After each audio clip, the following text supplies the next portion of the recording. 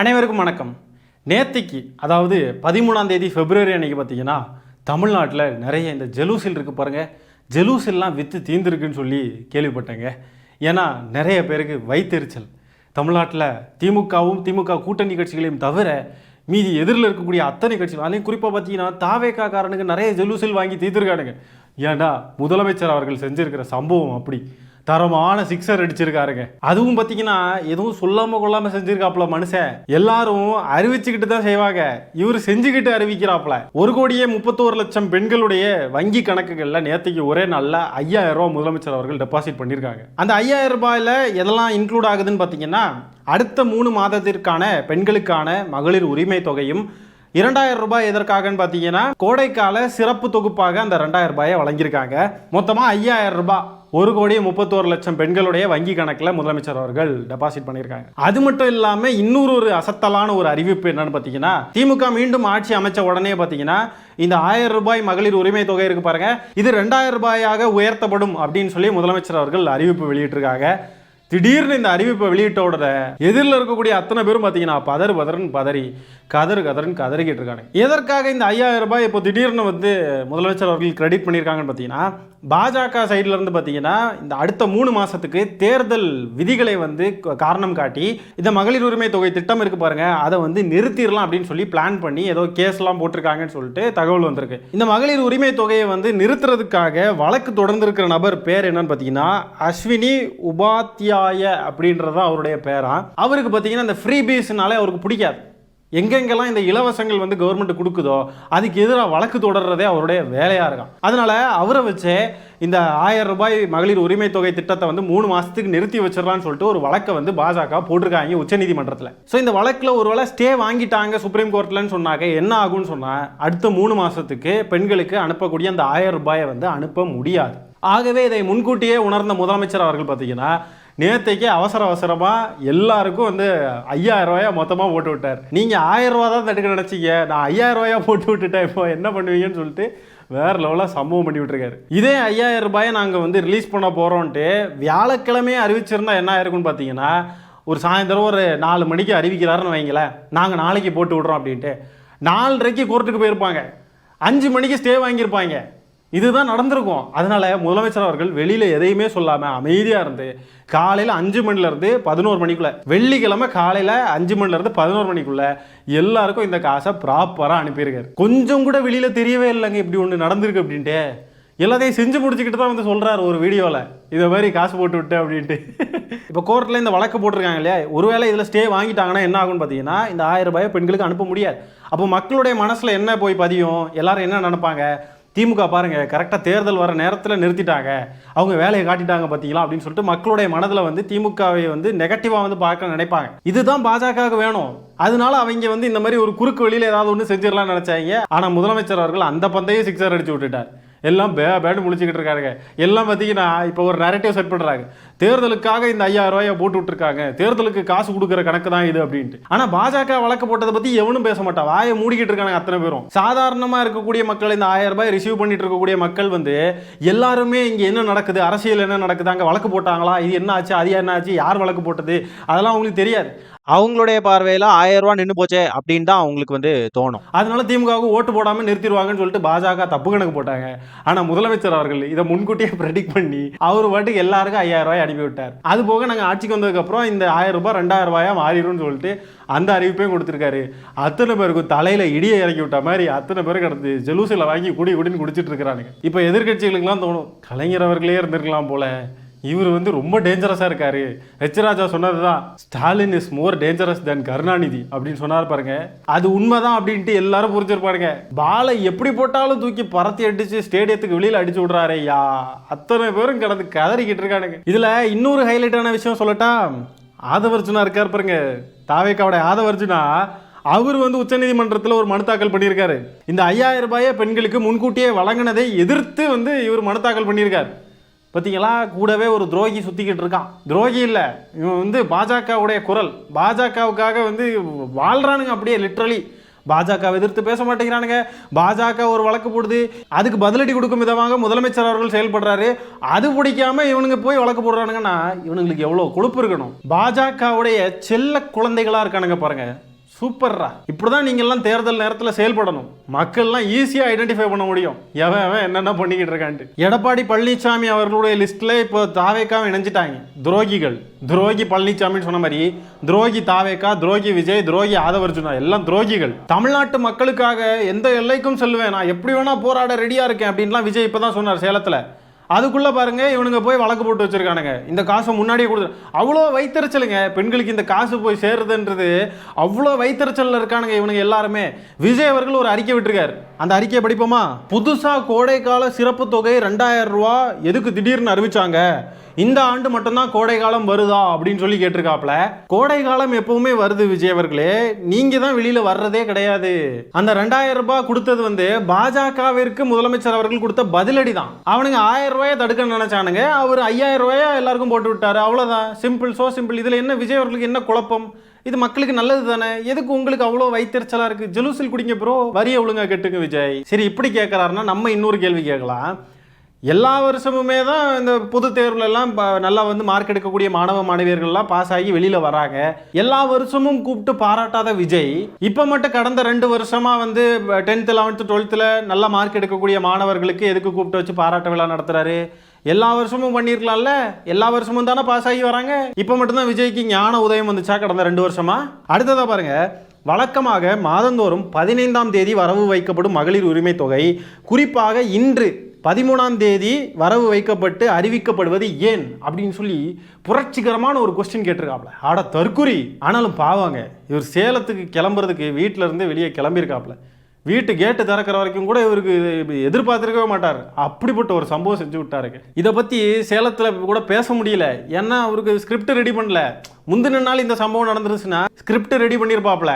ஆனால் வீட்டில இருந்து கிளம்புனதுக்கு அப்புறம் இப்படி ஒன்று நடந்ததுனால அறிக்கை மட்டும் போட்டுட்டு சேலத்தில் போய் இதை பற்றி ஒரு வார்த்தை கூட பேசலை. அட தற்குறி விஜய் அவர்களே, 15ஆம் தேதி ஞாயிற்றுக்கிழமை ப்ரோ, படிங்கடான்னு சொன்னா கேட்குறீங்களா விஜய் அவர்களே? இப்போ நான் தெளிவாக சொல்கிறேன், கேட்டுக்கோங்க விஜய் அவர்களே. விஜய் அவர்களுக்கு அடிப்படையான சில விஷயங்களே தெரியல. 15ஆம் தேதி சனிக்கிழமையாக இருந்தால் 14ஆம் தேதியே வரவு வைக்கப்படும், அதாவது வெள்ளிக்கிழமை. இதுவே 15ஆம் தேதி ஞாயிற்றுக்கிழமையாக இருந்தால் 13ஆம் தேதியே வரவு வைக்கப்படும். ஒருவேளை அந்த 13ஆம் தேதி அதாவது வெள்ளிக்கிழமை ஒரு அரசு விடுமுறையா இருக்குன்னு சொன்னாக்க 12ஆம் தேதியே வரவு வைக்கப்படும். இதுதான் அரசு விதிகள். த நெகோஷியபிள் இன்ஸ்ட்ருமெண்ட்ஸ் ஆக்ட் 1881 படி இப்படிதான் இருக்கு. விஜய் அவர்களுக்கு இது கூட தெரியல. ஒரு யூடியூப் சேனல் நடத்துற நானே இதெல்லாம் தெரிஞ்சுக்கிட்டு உங்ககிட்ட பேசுறேன். ஒரு கட்சியுடைய தலைவருக்கு இப்படி ஒரு சட்டம் இருக்கு, இப்படிதான் கவர்மெண்ட் செயல்படும், இது கூட ஒரு கட்சி தலைவருக்கு தெரியல. இப்படிப்பட்ட ஒரு தற்கொலையை வச்சுக்கிட்டு எப்படி இவருக்கு தமிழ்நாட்டை ஆளணுமா? இது கூட தெரியலன்னா இவருக்கு என்னது, தமிழ்நாட்டை எப்படி ஆளுவார் இவர்? முதலமைச்சர் அவர்கள் இதெல்லாம் தெரிஞ்சதுனால தான் கரெக்டாக இந்த நேரத்தில் போட்டு விட்டுருவோம், இதுக்கு மேலே போனால் டைம் ஆகும், கோர்ட்டில் ஸ்டே வாங்கிட்டாங்கன்னா கஷ்டமாயிரும், அதில் தெரிஞ்சு அதை கணக்கு பண்ணி கரெக்டாக பண்ணியிருக்காரு. இதுதான் தமிழ்நாட்டை ஆளணும், மக்களை ஆள வேண்டும் அப்படின்னாக்கா இதெல்லாம் தெரிஞ்சு வச்சுருக்கணும். கோர்ட் என்னைக்கு ஓப்பனாக இருக்கும், என்னைக்கு க்ளோஸாக இருக்கும், அரசுடைய விதிகள் எப்படி இருக்குது, என்னைக்கு காசை போட முடியும், என்னைக்கு போட முடியாது, இதெல்லாம் தெரிஞ்சிருக்கணும். எதுவுமே தெரியாமல் ஒரு அறிக்கையை பப்பரப்பன்னு தூக்கிட்டு வன்மத்தை கக்கி வச்சிருக்காப்ல. இருந்தாலும் பாவங்க, இப்படி ஒரு விஷயத்தை எதிர்பார்த்துருக்கவே மாட்டாரு. தரமான செருப்படி விழுந்திருக்கு, எல்லாருக்கும் விழுந்திருக்கு, இவருக்கும் சேர்ந்து விழுந்திருக்கு. வாங்கின செருப்படிக்கு திருப்பி ஏதாவது கத்தணும் இல்லையா, கூவணும் இல்லையா, கூவிட்டு போட்டு விடுங்க. அதுலேயும் பாருங்க, இத்தனைக்கும் காரணம் வீதிக்கு வீதி மட்டுமல்லாமல் வீட்டுக்கு வீடு ஒலிக்கும் விசில் சத்தம் தான். குறிப்பாக ஒட்டுமொத்த மகளிரின் விசில் சின்னத்திற்காக பேராதரவு அலையை கண்டு மக்கள் அஞ்சுமாச்சோ, இதுக்கு காரணம் நாங்கள் தான். இப்போ கூட பாருங்க, ஒன்று மட்டும் உறுதியாக தெளிவாகுது, நாம மட்டும் இவர்களுக்கு அச்சமூட்ட செய்யும் ஆகப்பெறும் வெற்றிக்கான மக்கள் சக்தி. அது மட்டுமா, இவர்களை வலிய நல்லது செய்ய வைக்கும் வலிமையான அரசியல் பெரு விஷயம் நாம் தான். நல்லது நடந்தா கிரெடிட்டை தூக்கிடுறது, எங்களால தான் நடந்துச்சு, எங்களால தான், நாங்கள் இவ்வளோ விசில் சத்தம் போடுறோம். இவனுக்கு விசில் சத்தம் போடுறதுனால, விசில் வச்சு ஊதி கெடுத்துறதுனால, மடக்கு ஊதிகளாக தெரியறதுனால முதலமைச்சர் எல்லாருக்கும் 5000 ரூபா போட்டு விட்டார். இங்கே என்ன நடக்குதுன்னு இந்த தற்கொலைக்கு தெரியுமா? தவிட்டு தற்கொலை. மற்ற நேரமெல்லாம் பனையூருக்குள்ள பதுங்கிடுறது, திமுக வேட்டிக்குள்ளே வாயிறது, எல்லாம் பண்ணுறது. நல்லது நடந்தால் மட்டும் இதெல்லாம் எங்களால் தான். என்ன கிடையாது, ஆட்சி பண்ணுறது நீங்களா இல்லை திமுகவா? முதலமைச்சர் மு க ஸ்டாலின் அவர்களா? கிரெடிட் எல்லாம் நீங்கள் தூக்கிட்டு போறீங்க. பாஜகவை பேச மாட்டேங்கிறார் பாருங்க. இப்படி ஒரு வழக்கு போட்டிருக்காங்க, பாஜகவை நான் கண்டிக்கிறேன், வார்த்தை வந்துச்சா? ஏதாவது வரல. முதலமைச்சர் வந்து இப்படிலாம் காசு போட்டார், பயம் எங்களால தான், எங்க விசில் சத்தம் பாருங்க. திமுகவுக்கு வேட்டிக்குள்ள தான் பயவார். அப்படியே இப்படி முதலமைச்சர் அவர்கள் அறிவிச்சதை நல்லதுன்னு சொல்றாரா கெட்டதுன்னு சொல்றாரா? நல்லது நடந்திருக்கு, அதனால காரணம் நான் தான் சொல்லிட்டு கிரெடிட் எடுத்துக்கிறாப்ல. ஆனா ஆதவர்ஜுனா இதுக்கு வழக்கு போட்டிருக்காப்ல உச்ச நீதிமன்றத்தில். அப்படின்னா நாங்க தான் இந்த நல்லதை செய்ய வச்சிருக்கோம், இதுக்கு காரணம் நம்ம தான் சொல்றாங்க. பார்த்தீங்களா, இவங்கெல்லாம் வந்து மண்டை குழம்பி போயிருக்கானுங்க. திமுக எப்படியாவது நம்ம வீழ்த்தணும் அப்படின்ற ஒரு ஆதங்கத்தில் விரியில் இருக்கிறதுனால என்ன பண்ணுறோம் ஏது பண்ணுறோன்னே தெரியல. நல்லதுன்றானுங்க. நல்லதுன்னா அப்போ நீங்கள் பாஜகவை தானே கண்டிக்கணும். எதுக்கு திமுக வேட்டிக்குள்ளே பாஞ்சு வந்து சுவைக்கிறீங்க? ஆதவர்ஜுனா இதுக்காக மனு தாக்கல் பண்ணியிருக்காப்புல. இந்த ஒரு 5000 ரூபா அறிவிப்பு கொடுத்ததுக்கே இப்படி கடந்து கதறிக்கிட்டு இருக்கானுங்க. அடுத்த வாரம் பெருசாக ஒன்று வருது, அதுக்கு என்ன பண்ண போகிறாங்க, அதுக்கெல்லாம் என்னென்ன ஒப்பாரி வைக்க போகிறாங்க, அது என்னன்னு நம்ம சொல்ல வேண்டாம், நடக்கும் பாருங்க ஒன்று. இப்போ தாவேகா உச்ச நீதிமன்றத்தில் மனு தாக்கல் பண்ணியிருக்காங்களா? நீங்கள் வேணால் பாருங்கள், இந்த எதிர்கட்சிகள் எல்லாருமே அதிமுக தொடங்கி எல்லாருமே பார்த்தீங்கன்னா அவங்களும் கேஸ் போடுவாங்க அவங்களுடைய பங்குக்கு. மக்களுக்கு ஏதாவது நல்லதாக திமுக செஞ்சிருச்சுன்னா இவனுங்களுக்கு சுத்தமாக பொறுக்காது. ஒன்று எங்களால் தான் நடந்துச்சு அப்படின்னு சொல்லிட்டு உருண்டுட்டு வருவானுங்க, இல்லைன்னா வழக்கு போட பார்ப்பானுங்க, இல்லைன்னா ரெண்டையும் சேர்த்து பண்ணுவானுங்க. எங்களால் தான் நடந்துச்சு நாங்களும் வழக்கே போட்டுருவோம் அப்படி ஒரு மாதிரி. பார்த்தீங்களா, தமிழ்நாட்டு மக்களுக்கு நல்லது நடக்கக்கூடாது அப்படின்ட்டு இவனெல்லாம் வெறி பிடிச்சி போயிருக்கானுங்க. பாஜகவுடைய கண்ட்ரோலில் இருக்கிறவனுங்க பின்ன எப்படி இருப்பானுங்க? இப்படி தான் இருப்பானுங்க. 1.5 கோடி ரூபாய் அபராதத்தை கெட்டாமல் கவர்மெண்ட்டே ஏமாற்றிக்கிட்டு இருக்கக்கூடிய விஜய் அவர்கள் பார்த்தீங்கன்னா மக்களுக்கு 5000 ரூபா போகிறதை எதிர்த்து உச்சநீதிமன்றத்தில் வழக்கு போட்டிருக்காரு. ஆனால் மக்கள்கிட்ட பார்த்தீங்கன்னா என்னால் தான் இந்த நல்லது நடந்துச்சு, நீங்கள் எல்லாம் இந்த காசை வாங்கிக்கோங்க, பார்த்தீங்களா நம்ம விசில் சத்தத்தால் தான் முதலமைச்சர் இந்த அறிவிப்பை கொடுத்துருக்காருலாம் உருட்டிக்கிட்டு கிடக்கிறாங்க. பாஜகவை ஒரு வார்த்தை கூட பேச மாட்டேங்கிறானுங்க. இதிலிருந்தே தெரிஞ்சுக்க வேணாமா எப்படிப்பட்ட செல்ல குழந்தைகளாக இருக்கானுங்க இந்த தாவேக்கான்ற கட்சின்ட்டு? இவங்க அதிமுக எல்லாரும் தெரியும், இவங்கெல்லாம் ஏற்கனவே செல்ல பிள்ளைகள் தான் அவங்களுக்கு, பாஜகவுக்கு. இவனுங்களெல்லாம் இந்த மாதிரி ஒவ்வொரு சம்பவத்திலையும் நம்ம தோலுரிச்சு காட்டிக்கிட்டு இருக்கோம் என்ன பண்ணுறாங்க, அரசியல் நடவடிக்கைகள் எப்படி இருக்குன்ட்டு. புரிஞ்சுக்கோங்க, தெரிஞ்சுக்கோங்க. ஆனால் பாருங்க, இது சாதாரணமான அமௌண்ட்டும் கிடையாது. 6500 கோடி கிட்டத்தட்ட. ஒன்றிய அரசுக்கு கீழே இயங்கக்கூடிய வங்கிகளாக இருக்கட்டும், அவளோட ஊழியர்களாக இருக்கட்டும், ஒன்றிய அரசாவே இருக்கட்டும், எல்லாருக்குமே விடிஞ்ச உடனேயே மிகப்பெரிய ஷாக். கோர்ட் டைமுக்கு முன்னாடியே வந்து பணத்தை ரிலீஸ் பண்ணி விட்டுட்டாங்க. அதனால வழக்கும் போட முடியாது. இதுக்கு பேர் தான் ஆளுமை திறன். என்ன பண்ணுறாங்க எப்படி பண்ணுறாங்கன்றது வந்து அது கிளியராக பண்ணணும், மக்களுக்கும் பிறகு தெரியணும். இதுதான் ஆளுமை திறன். எதுக்கு 15ஆம் தேதி போடுற காசை 13ஆம் தேதி போடுறாங்க அப்படின்னு சொல்லிட்டு ஞாயிற்றுக்கிழமை போட மாட்டாங்க, வெள்ளிக்கிழமை தான் கடைசி ஒர்க்கிங் டே, இது கூட தெரியாமல் இருக்கிற தற்குறி, இதுதான் தற்குறியின் திறன். சிஎம் சார் எடுத்தாச்சு 5000 ரூபா. ஆனால் அதில் ஒரு ட்விஸ்ட் இருக்கு. என்னன்னா, என் ஓட்டு தமிழக வெற்றி கழகம், பிறப்புக்கும் எல்லா உயிருக்கும் டிவிகே, வீட்டுக்கு வீடு விஜய், தமிழ்நாட்டுக்காக விஜய், எங்கள் தலைவருக்கு தான் என் ஓட்டு. என் ஓட்டு மட்டும் இல்லைங்க, எங்கள் குடும்பத்தில் உள்ள ஓட்டு எல்லாம் விஜய்க்கு தான், விஜயனனுக்கு தான் போவோம். இந்த தெருவில் உள்ள ஒரு 1000 ஓட்டு இருக்கு, அதுவும் எங்கள் தலைவர் விஜயனனுக்கு தான் ஓட்டு. 5000 வாங்கியாச்சு. ஏன்னா எங்கே போனோம், அது நாங்கள் வரி கட்டுறோம், எங்கே போனோம் எங்களுக்கு வந்துட்டு. அடாடா, நினச்ச மாதிரியே ஆரம்பிச்சிட்டானுங்க. 5000 ரூபா தந்துட்டாங்களா, நம்ம ஜனநாயகன் படத்துக்கு FDFS வாங்கலாம், விஜய்க்கு வந்து இது செய்யலாம், அது செய்யலாம், அப்படி தான் இருக்கானுங்க பாருங்க. இவனுங்களை பற்றி நமக்கு தெரிஞ்சதான். கலைஞர் அவர்கள் சொல்லியிருக்காங்க, நம்ம ஒருத்தவங்களுக்கு நல்லது செய்கிறோன்னு சொன்னால் அவங்க வந்து நமக்கு நன்றியோடு இருப்பாங்களாம் நம்ம நினைக்கக்கூடாது, ஆனால் நம்ம நல்லது செஞ்சுக்கிட்டு போய்கிட்டே இருக்கணும் அப்படின்னு கலைஞர் சொல்லுவாங்க. இதை பார்க்குறப்ப அதுதான் தோணுது. எடுத்தாச்சு, விஜய் அண்ணாவுக்கு தான் எங்கள் ஓட்டு. எப்படிப்பட்ட முட்டாள்களாக இருக்காங்கன்னு பாருங்களேன். திமுக கொண்டு வரக்கூடிய திட்டங்களை அனுபவிப்பாங்க, திமுக செய்யக்கூடிய நல்லது எல்லாத்தையும் அனுபவிப்பாங்க, ஆனால் திமுகவே பழிச்சு பேசுவாங்க, திமுகவுக்கு எதிராகவே இருப்பாங்க. எல்லாம் சரி, இதெல்லாம் இருக்கட்டு, இருந்துட்டு போட்டு. ரசிகர்கள் ரசிக மோகத்தில் இருக்கிறவங்க அப்படி தான் இருப்பாங்க. இது இவங்க பணமா எங்களுக்கே திருப்பி தந்திருக்காங்க அப்படின்னு சொல்கிறாப்புல, ஒத்துக்கிட்டாப்புல. எங்கள் பணம் கவர்மெண்ட்டுக்கு போயிருக்கு, எங்களுக்கு திருப்பி தந்திருக்காங்கன்னு சொல்லிட்டு ஒத்துக்கிறாப்புல. கவர்மெண்ட் தந்திருக்குல்ல. இதுக்கு முன்னாடி ஒரு 10 வருஷம் ஆட்சி நடந்துச்சு. திமுக ஆட்சிக்கு முன்னாடி 10 வருஷம். என்னைக்காவது இதே மாதிரி கவர்மெண்ட்டு நீங்கள் கொடுக்குற காசை உங்களுக்கு திருப்பி தந்தாங்களா? திருப்பி தர்றதுக்கு ஒரு மனசு வேணும். திருப்பி மக்களுக்கு திட்டங்களின் வழியாக ஏதாவது செய்கிறதுக்கோ, அந்த காசையே மக்களுக்கு கொடுக்கறதுக்கோ முதல்ல ஒரு மனசு வேணும். அதுக்கு ஒரு கொள்கை இருக்கணும், கொள்கையை கடைப்பிடிக்கிறவங்களா இருக்கணும், மனுஷனாக இருக்கணும். அதுக்கு முதல்ல இதே இடத்துல எடப்பாடி பழனிசாமி அவர்களோ விஜய் அவர்களோ யார் ஆட்சியில் இருந்தாலும் இந்த மாதிரி காசெல்லாம் வரவே வராது.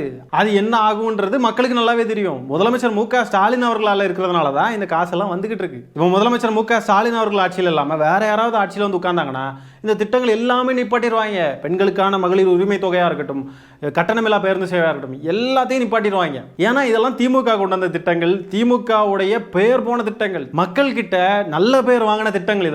இதெல்லாம் நிப்பாட்டிடுவாங்க முதல்ல. இவங்களெல்லாம் பார்க்குறப்போ நமக்கு சிரிப்பு தான் வருது. ஒரு நடிகனையும் அரசியலையும் சேர்த்து அவங்கள வந்து மிக்ஸ் பண்ணி போட்டு எங்கே போகிறதுன்னு தெரியாம திமுக செய்கிற நல்லதே அனுபவிச்சுக்கிட்டு அந்த நடிகனுக்கு தான் நாங்கள் ஓட்டு போடுவோம் நிற்கிறவங்களை பார்த்தா சிரிப்பு தான் வருது, பரிதாபமாக இருக்குது. அப்படி வந்து நீங்கள் தாவைக்காக தான் ஓட்டு போடுவேன்னா அந்த காசை தயவு செஞ்சு நீங்கள் வேற யாராவது கொடுத்துருங்க. யாராவது கஷ்டப்படுவாங்க, ஏழை எளிய மக்கள் இருப்பாங்க, அன்றாடம் சாப்பாட்டுக்கு கஷ்டப்படுறவங்க இருப்பாங்க, இந்த மாதிரி நிறைய பேர் இருப்பாங்க. உங்களுக்கு என்ன, நீங்கள் நல்லா தானே இருக்கீங்க, நீங்கள் எதுக்கு அந்த காசை வாங்கி வச்சுக்கிறீங்க? உங்கள் விஜயனை நல்லது பண்ண தானே வந்திருக்காரு, அப்போ உங்களுக்கு அந்த காசு தேவையில்லை அப்படின்னு இருக்கிறப்போ அந்த காசை மக்கள்கிட்ட கொடுத்துருங்க, கஷ்டப்படுறவங்களுக்கு கொடுங்க. இப்படி இப்போ அந்த காசையும் வாங்கிக்கிட்டு ஆட்சியை குறை சொல்கிறது, உங்களுக்குலாம் வந்து மனசாட்சி தான் இருக்கா இல்லை என்னன்னு ஒன்றும் புரிய மாட்டேங்குது. ஒருத்தர்கிட்ட 1000 முரண்பாடுகள் இருந்தாலும் அவங்க செய்கிற நல்லதை நம்ம வந்து பாராட்டலாம். அப்படி பாராட்டலைன்னு சொன்னால் கூட அமைதியாகவே இருந்துடலாம். ஆனால் அதை கொச்சப்படுத்துறது, அவங்க செய்யக்கூடிய செயல்களை வந்து இழிவுபடுத்துகிற மாதிரி பேசுறது, இதெல்லாம் பார்த்தீங்கன்னா அவங்களுடைய குணத்தையும் அவங்களுடைய தரத்தையும் தான் வெளிப்படுத்துது. சரி மக்களே, இந்த காணொளியை நான் இத்துடன் நிறைவு செய்து கொள்கிறேன். நன்றி, வணக்கம்.